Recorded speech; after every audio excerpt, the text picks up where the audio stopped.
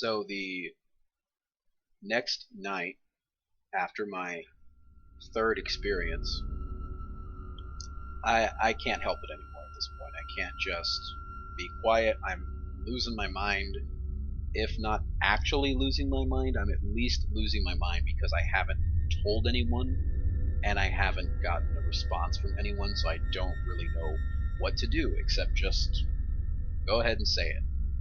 So while my grandmother was still awake, she was sitting at the dining room table, and I just told her what happened. And she just sat there and looked at me with this kind of shocked look on her face. And I was fully expecting that she's going to tell me, no, nothing like that has ever happened to me. I don't know what caused this, what you experienced, or what you thought you experienced, but I don't know what to tell you. I'm sorry. And sure enough, I asked her if anything like this had ever happened to her, and she tells me no. And I just kind of sat there, nodded my head. Okay, it's about what I expected.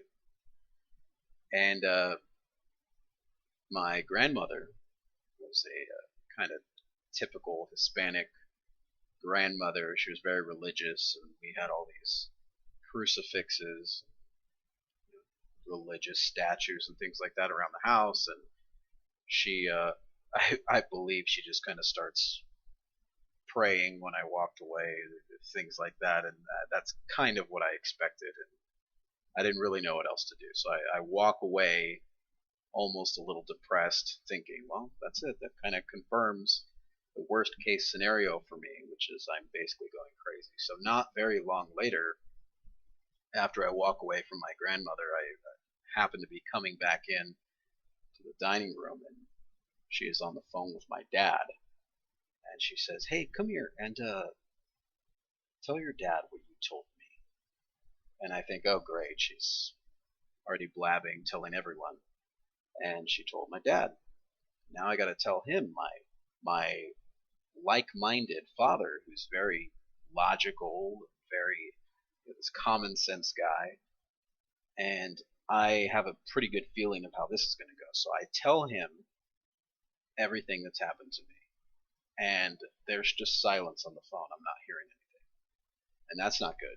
I'm just thinking to myself, he is thinking that his poor son is out of his damn mind, and he doesn't even know what to tell me because he knows that I'm not a liar, and I'm not making this up because I just feel like, getting attention. Everyone, please look at me. He knows that, so he knows that I believe what I'm telling him. And he says, "Hey, I'm gonna put your stepmom on the phone. Can you tell her what you just told me?" I'm kind of thinking like, oh, okay. The family is just kind of passing me around from family member to family members. Listen to this ridiculous story that he's got. So I tell my stepmom what happened, and she just listens and then says something like, wow, I don't even know what to tell you. She hands the phone back to my dad, and my dad says,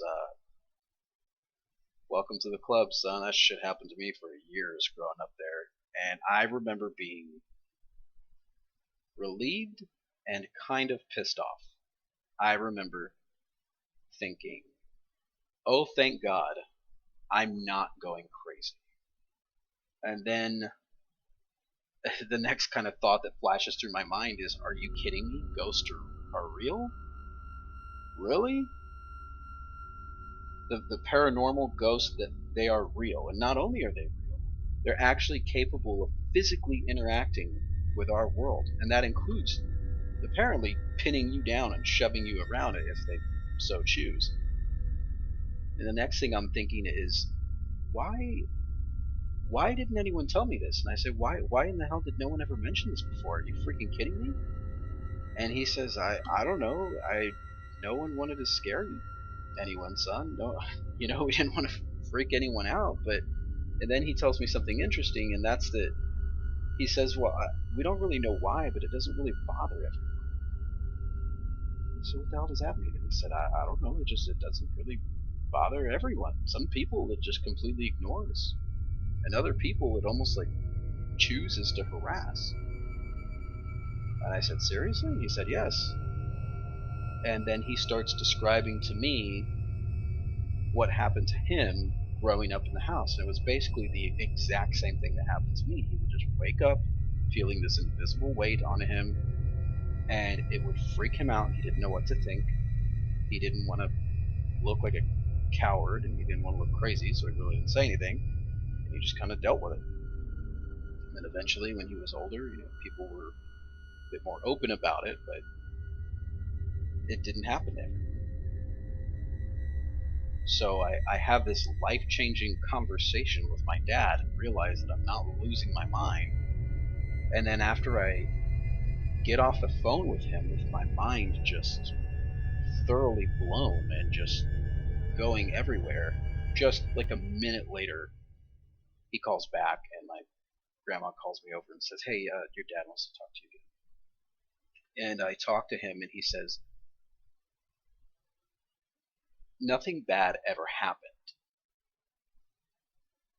And I say, what do you mean? And he says, well, I kind of understand. I don't remember his exact wording, but he basically told me, I understand that it's very it's freaky, it's scary, but no one was ever, injured by this thing or anything like that. Nothing bad ever happened to anyone. People just ended up being scared. But that's it. I just wanted you to know that. And I said, okay. And I got off the phone with my dad and I walked back to my room, kind of relieved. Kind of, but not really. And that was the start of what would be years of paranormal events that were going to happen in that house to other people and to me that were going to escalate to a level that I just really I could have never imagined.